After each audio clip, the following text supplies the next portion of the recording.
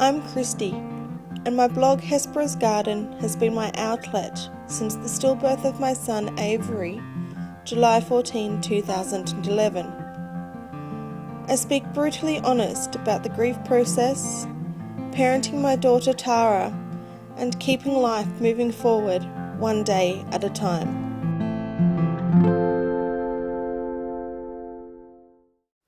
It was late afternoon, and I'd just gotten home to find an eBay delivery.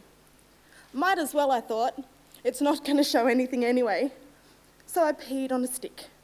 Twice, just to make sure. In those moments, my life changed. After 3.5 years of bitter heartache and infertility, everything shifted with the appearance of 2 bright, strong, pink lines. I was finally pregnant with baby number 2. I could not stop shaking, laughing, crying, spinning around. Holy crap, I was up the duff. I started blogging about being pregnant and the struggles in my body and my mind. I blogged about random crap and I whinged like any other good blogger. But on July 14, my life and subsequently my blog turned upside down.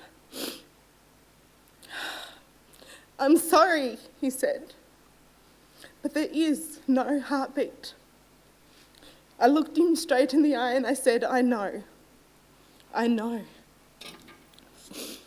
7 hours later, and in my own health crisis, my beautiful baby boy, Avery Fox Charles Tatton, who I'd longed to hold for an eternity, whom I had carried for 40 weeks and 6 days, arrived earthside, silently and still.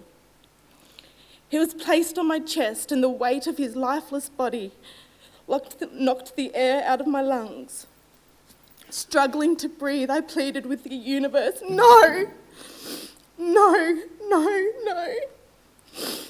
please, Avery, make a sound.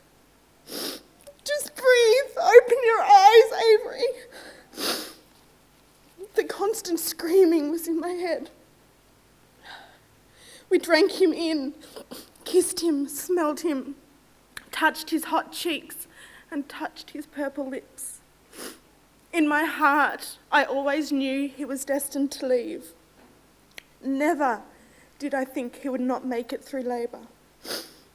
I apologised to my husband 1,000,000 times over. I'm sorry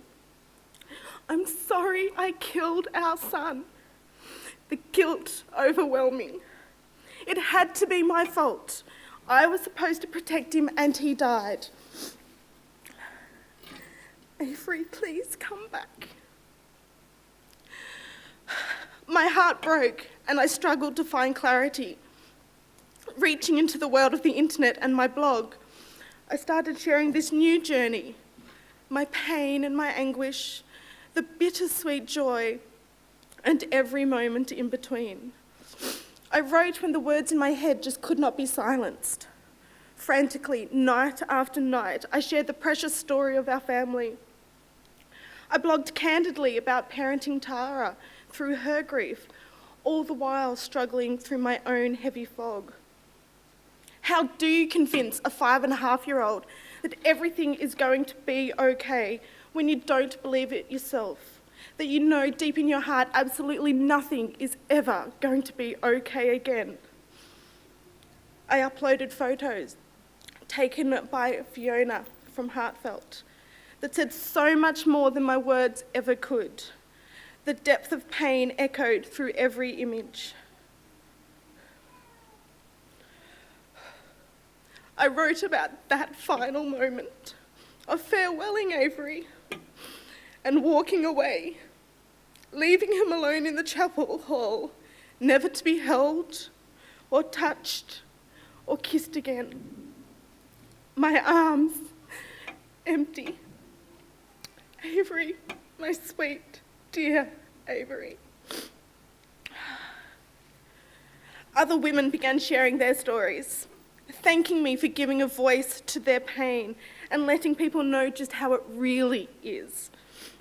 I had so much love pouring in when the days seemed to go on forever. People continued to comment. They wrote of understanding their mother or their friend. They explained they used my blog to break silences that have been in families for generations. Grandmothers write, sharing stories of their babes gone 40 years before. The taste of their grief is just as sharp as it was when their child was swept away, never to be held in their arms. With time moving forward, distance between July expands like this gorge in my life. I often wonder where I should be moving Hesper's garden. I'd wanted to come to this conference and announce I was moving into a new pregnant phase. However, that plan came crashing down in January when I heard those words again. There is no heartbeat. I'd miscarried. It was like grieving my dear Avery all over again. Grief and pain ricocheted through my body and eventually my mind. I felt toxic, tarnished, cursed. I still do. Not a day goes by that I do not battle to put one foot in front of the other. Tara makes it easier, as does my husband, but it's a struggle. I swim through the day with a tire around my waist. Making plans of any sort, including with Hesper's garden, makes me break into a cold sweat and start to panic. Plans come undone. Nothing says that more clearly than Avery's death. Nothing ever follows the script. At this point, though, I guess my goals are simple. Keep talking, keep moving forward. Let people know about the services that helped me when inevitably that next email comes through saying, "My friend just lost a baby. What now?" I'm going to scream from the rooftops that I am 1 in 111. I am more common than anyone dares imagine. I am every parent's worst nightmare come true. Stillbirth and child loss can no longer be a silent and lonesome torment, wheeled out of sight and out of mind. We have to be open, share, and blog. I hope my blog inspires others to be a voice when the silence is deafening. I may not know where I want to take Hesper's garden, but what I do know is this. I will blog tomorrow. I'll write about my son, share my daughter, share my joy, and share my pain.